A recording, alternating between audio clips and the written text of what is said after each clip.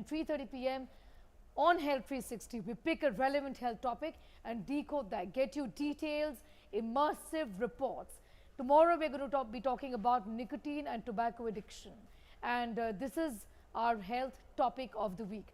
We are being joined by Dr. Harit Chaturvedi, the chairman of the Max Institute of Cancer Care. Thank you so much for joining us, Dr. Chaturvedi. It's a privilege having you on India Today's platform. I want to begin by asking you, we are talking about tobacco addiction and the growing incidence of lifestyle diseases which is directly linked to nicotine addiction or tobacco addiction. How big a burden is this in India right now? And my question is specifically got to do with the younger population who are taking to tobacco and nicotine use in spite of the warnings from the government, in spite of, I would say, of a very aggressive and robust campaign against tobacco. Dr. Chaturvedi. Thank you, Sneha, for having me here. Thank you for the opportunity, because I think this is a very, very important topic. And this is something which is, I would say, not just in reference to cancer. It is a causative factor for multiple other diseases, including coronary disease, neurovascular accidents, and hypertension, so many other things, even impotence and all other factors. So tobacco is a very, very important topic. And as far as the burden is concerned, it directly contributes to about 35 to 40% of all cancers. So today in India, for example, we have about 15 lakh new cancer cases every year. If tobacco was not there, 40% burden would be out. So that is the magnitude of problem as far as oncology is concerned. It directly contributes to oral cancers, lung cancers, pancreatic cancer, and a lot of bladder cancer, and about 14 other cancers, I would say, different subsites, are directly affected by the usage of tobacco. So tobacco is a real menace, and unfortunately, the individuals get addicted to it in their teens. So in fact, 90% of children, people take up tobacco while they're in school and college life. If you have passed that period and not started using tobacco, there's very little chance that you will actually take it up, because most of the users have started early. Okay. And one of the reasons I haven't, Dr. Chaturvedi, I'm very proud to say that I haven't taken to tobacco use, and I so hope that many youngsters around us also, because there is just so much awareness now. Dr. Chaturvedi, you would agree that much more than before. Like when we were growing up, from that time to now, the campaigns are so aggressive. The pictorial warnings are so disturbing on tobacco packs, and I've seen that journey of this battle to get those pictorial warnings on cigarette packets. Absolutely. So what you're saying is something we have all watched very closely. You will remember that how in the World Cup, Cricket World Cup, Yosef Wills would sponsor that Whipple's the World Cup. It will be all over the place, and the logo of Wills all over on the shirts and all other things to display while players were playing matches. So it was so much out there, but ever since the awareness about the impact of tobacco on health came out, gradually the laws picked up. And one of India, I would say, has been at the forefront right from the beginning. And a lot of other countries have also worked very hard. But I would say we also, our civil society, our NGOs, a lot of our healthcare campaigns. So I am part of several campaigns on tobacco, including one by the name of Voice of Tobacco Victims, where we actually work with the government agencies and legislation, not just for implementation, application of laws, development of laws, but also for application and awareness regarding the COTPA Act and other things. So today, as you rightly said, that you have seen that campaign and awareness, and you are one of the proud people who have not taken to tobacco. And likewise, I would say the uptake has gone down. If we look at the GATS survey data, the trend is that it's not going up. In India, it's going down. So that's a healthy sign. But seeing the impact of all this on the health or diseases will take another 15, 20 years, because that is where it starts showing up. So the impact on cancers and all will take some time to show up. But having said that, the trends are healthy. Trends are that new people are less likely to take compared to what was even 15 years back. And fortunately, we'll further strengthen this movement and be able to combat this much better. Dr. Chaturvedi, my belief really is, and this is what I see around me, that more the governments around us get aggressive about anti-tobacco campaigns, the more aware the society gets. The tobacco lobby tends to push very hard. This is a huge problem, isn't it? It's unfortunate, but it's a reality which we have to live with. We can't wish it away. So, if I would say, if you might have seen these posters on auto rickshaws behind their back that tobacco farmer is seen as a victim and NGOs working against tobacco are have a bias or have an element of some inherent benefits from all this. That is why they are campaigning. The real sufferer is the farmer. It's just the other way around. We all know that tobacco, the revenue generated is much less compared to the impact on the health of the society and the amount money the government pays just to overcome those challenges.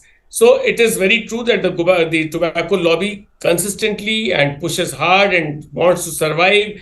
They do not realize that we have so many wonderful examples of shifting their business from tobacco to other products and other things which are more healthy and rewarding for the society. Even ITC, for that matter, is a wonderful example. And there's so many other examples where people are gradually shifting. I wish ITC would move completely. That will take some time, I'm sure. I'm sure it's in their agenda to move completely out of tobacco. But that is one good example that there are opportunity and we have to gradually cut down our business in tobacco and really serve the society with purpose. You know, you mentioned BD workers and those people who roll BDs and those who work in BD plantation, who work with tendu leaves. Essentially, these are the people who roll the BDs. The weird bit here, Dr. Chaturvedi, is that, and this is rather shocking, is that the practice of doing this job of rolling that BD per se is just so unhealthy. Even for the farmers and little kids do it. Women who do it, this isn't it? That job per se is harmful. Is very, very dangerous. Yeah, absolutely. Absolutely. You know, so, and yes. Go ahead, sir. Go ahead. Yes. So I just want to emphasize that people associate cancer with tobacco. I want to emphasize it's not just cancer. Cancer is one part of it. It impacts so many other diseases, all vascular diseases, cardiac events, neurological events, all these things. And even for the young people, I really emphasize, tell them that, see, it causes impotence, it causes a lot of other things which one is not aware of. So the point is that one is aware of their health and are conscious. They have to really work hard and make sure that they don't get into this habit.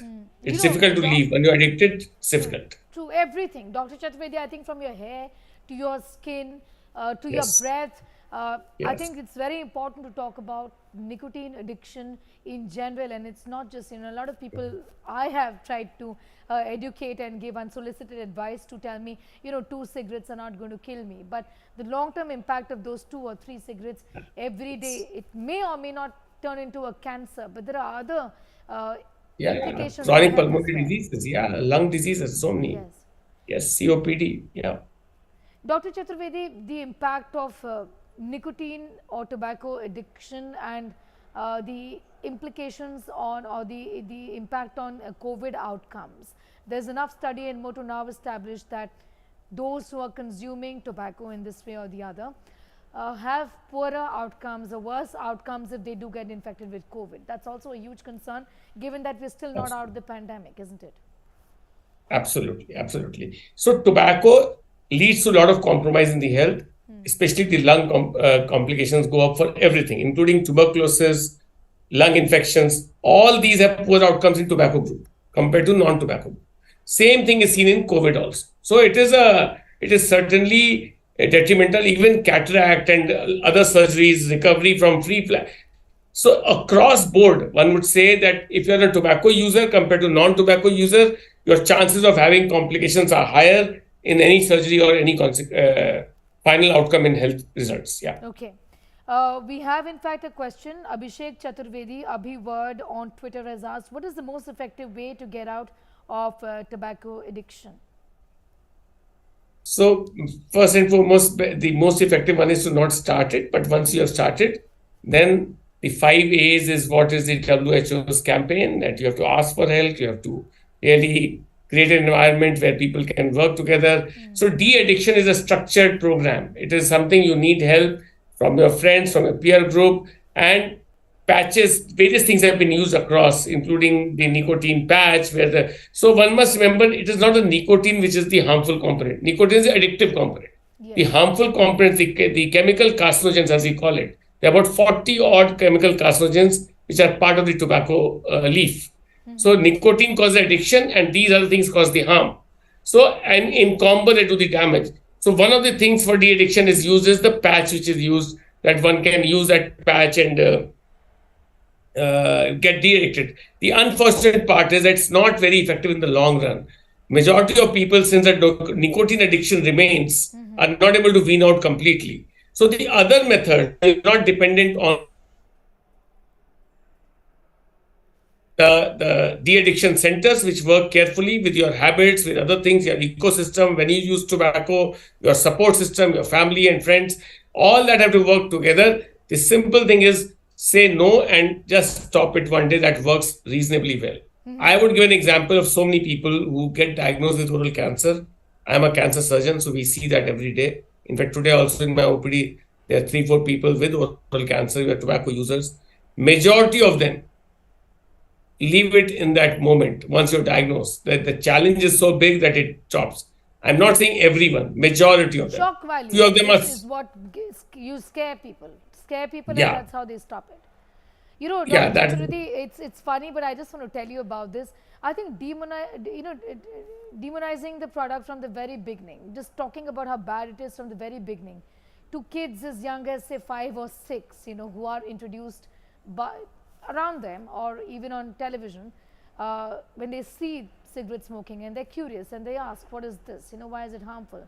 Or these warnings just before a movie, when they come and kids ask, what is this? It's shocking for them. I think scaring them even at that point in time, I don't know whether it's going to work or not, but I do it with my 6-year-old. What would you say?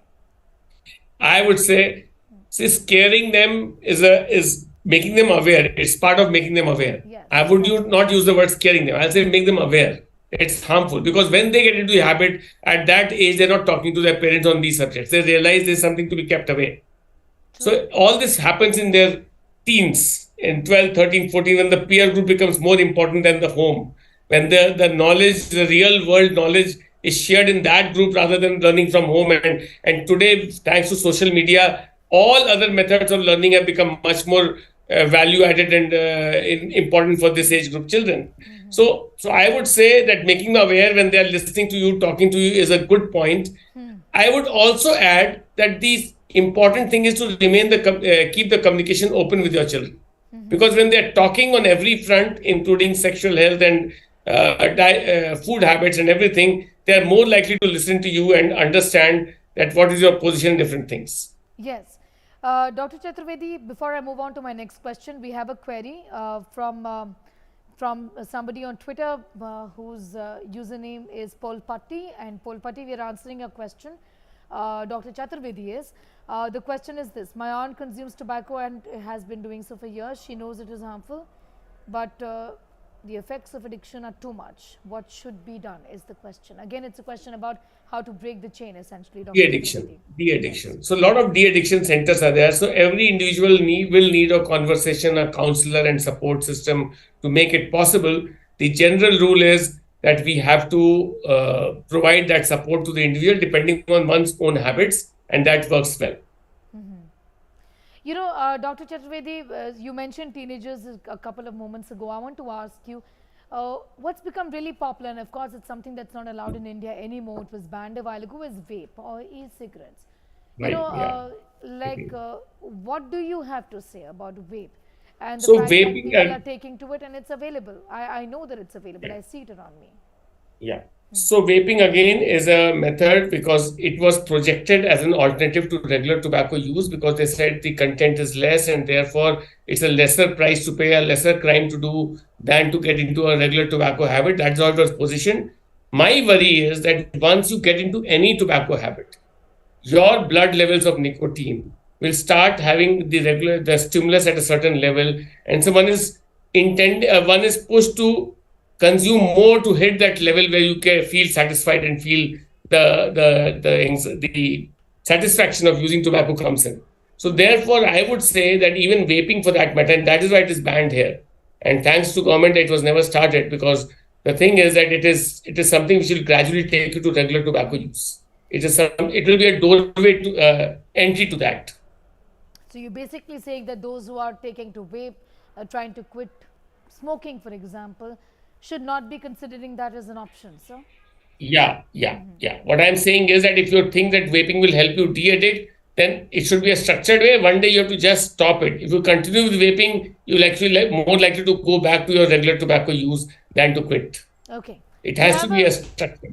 Okay, we have a question, doctor, from Mosmi. Now, Mosmi is asking, how is tobacco consumption particularly harmful to women? That's a question. So just as in men, everything which tobacco causes to men is also applicable for women. The additional thing, so it starts from head, as you said, hair, cataract, oral cavity, smell and staining of mucosa and dryness of mouth, starting to every lung cancer, throat cancer. So it causes everything which causes to men, including infertility, and these issues are also added up in women as well. You know, Dr. Abortions. Chaturvedi, since somebody brought up women very recently, and I would urge our viewers to do tune in and watch Health 360, because we brought in a case study of a woman. She's now, of course, a senior citizen, and she's suffering from cancer. And her voice is completely altered. She can't speak. It's difficult to understand. It's terrible to even bring that story for our viewers, but we've done it. She never smoked. She's never consumed tobacco. A lot of people think that just hanging around with somebody who smokes is okay. Nothing is going to happen. You know, my concern So is that there is such serious lack of awareness when it comes to the harmful effects of secondhand smoke. Dr. Chaturvedi, do talk to us about it. And for all our viewers, if you are smoking, I would say you're not just digging your grave, you're literally digging the grave of your own family members as well. Dr. Chaturvedi. absolutely, absolutely. So what you have picked up is a very important and relevant point, that secondhand smoke, because 3% of tobacco-related cancers which are seen and where the explanation comes from tobacco usage is actually the person is not directly user, but in the ecosystem, in the office space, in the at home, or regular exposure to tobacco smoke gets inhaled, and that leads to the harmful effects of tobacco. So second-hand smoke is something which you are not using, but others are using in the same space, and that is why it is leading to similar effects. And as I said, 3% of all these things contribute to the total picture. Now, if you look at what the laws have, what has happened, earlier we used to have areas which are smoke-free. Now we have got areas which are restricted for smokers only. And nobody is allowed to smoke in office spaces. You have to go out and smoke and separate. Likewise, at home also, one has to be conscious, as you said just now. You're not just sticking your own grave, but digging for the whole family by doing in the home environment, using tobacco, especially the young kids, they get exposed. So it is very pertinent to say that it is harmful for people around you as well. I would just make a point when you started saying that story of the lady who had never used but got tobacco. So one of the things which comes up, and people keep saying that so and so smoked all their life and they never got malignancy or this or that. And on the contrary, they will give a couple of examples of people who never used and they see they also got oral cancer, things like that. So it is not all or none law. It is something that increases your use significantly. Now, for a smoker group, for example, oral cancers, 85 to 90% are smokers and tobacco users, chewers for that matter. Laryngeal cancer, 90% plus are the tobacco users. Lung cancer, again, 85 to 85% are tobacco users. So there's enough data. So this is used to counter the argument that data is not adequate, it's not fulfilling enough. There's enough data to say that tobacco has many-fold increase your risk for getting cancer compared to non-tobacco users. You know, we have a related question. Shruti Verma Khare at the rate Shruti2905 has asked this question. I'm just going to put that question for you. She says, she's asking rather, a lot of oral cancer patients often say they have never consumed tobacco in any form. This is something that we were talking about. Any comments on that? Dr. Same thing. I would just repeat myself that Yes. it is, I agree that not that everybody will have it. It's not all or none. But if you have 85% of people who are with oral cancers are tobacco users, it's very clear that tobacco has a significant role. Other than tobacco, sharp tooth, poor dental hygiene, HPV virus infection, these are also known factors, and multiple other smaller factors. So it's not that tobacco, if you're not using tobacco, you cannot get oral cancer. You have to still take care of your oral cavity. You have to still take care of your lungs. Exposure to the pollution in Delhi, that itself is contributing to lung cancers. So all this adds up, But tobacco has a multiplier effect and has a significant impact on malignancies. Dr. Chaturvedi, another question is from Binoy Matthew. Binoy is asking, despite the ban on e-cigarettes, it's available, young children are using it. The vape industry says it is less harmful. So that is how they are marketing it. So if historically look at the data, how the tobacco lobby strategically used to market all these things initially, that it doesn't have effect, it has related effects or limited effects. Likewise, now vaping is used to project as less harmful. It's a lesser crime to do. It's a something lesser price to pay. So it is a gateway to use of tobacco. Vaping will finally have the same consequences as non-vaping or any other form of tobacco use. We all know that smokeless tobacco in India is so rampant, huge. And that is why we have become the capital of oral cancer in the world, because of the huge usage of chewing tobacco. And we are one of those countries, Dr. Chaturvedi, where the dual burden is what is going to really bite us, isn't it? Because unlike many other Western countries, here chewing tobacco or smokeless tobacco is something that really is popular, is seen in many people, and is what many people do, especially in the rural part of India, and that is a big concern, isn't it? Absolutely, absolutely. So it is something which people keep in their mouth, nobody can notice, and that is easy to get addicted to before your family and your near dear ones come to know you're already into the habit, and it actually has huge impact. So in fact, there's very peculiar to India is the quid carcinoma, where they keep their tobacco quid. They get the malignancy in that location. So we have a typical gingival cancers, huge volumes because of this particular habit, both in the lip area and also in the side, the buccal mucosa. All right.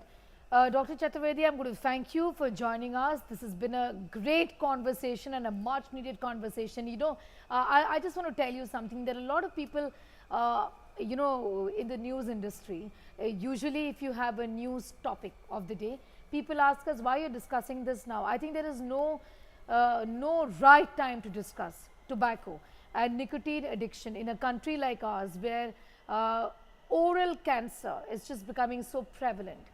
Younger children are getting exposed to smoke, where there is little awareness about second-hand smoke, where people who've never really consumed tobacco or nicotine or had any kind of addiction are having cancer now because of passive smoking, where vaping has become just so fashionable in spite of the ban. Do we need any new spec or any other reason to not discuss this tobacco? I don't think so. And that's the reason why we at India Today have dedicated 2 entire episodes. This week, which is tomorrow and the day after tomorrow, and the week after. And we're calling it fatal addiction, because this addiction is just going to help you in the process of digging your grave faster. You're just going to dig your grave and also end up digging the grave of your family members. And if I sound crude, so be it. Dr. Chaturvedi, thank you so much for connecting with us and sharing your views with us on that very important topic that I think is just so important that we need to talk about it time and again. Thank you, viewers. Thank you so much. Thank you. I want to congratulate you for doing this. And if I have any place, I would say I'll appeal to you to do one half-an-hour session every day. Every day, half-an-hour session for de-addiction from tobacco. I'm sure gradually it will become the center of attraction. A lot of people will connect with it. People need help. They want to reach out. So they are afraid. They can't do it in isolation. So they're afraid whom to connect and all that. So there are a lot of opportunities. We are with you. It's wonderful. All right. Thank you so much. Dr. Harit Chaturvedi there joining us and sharing his views with us on that important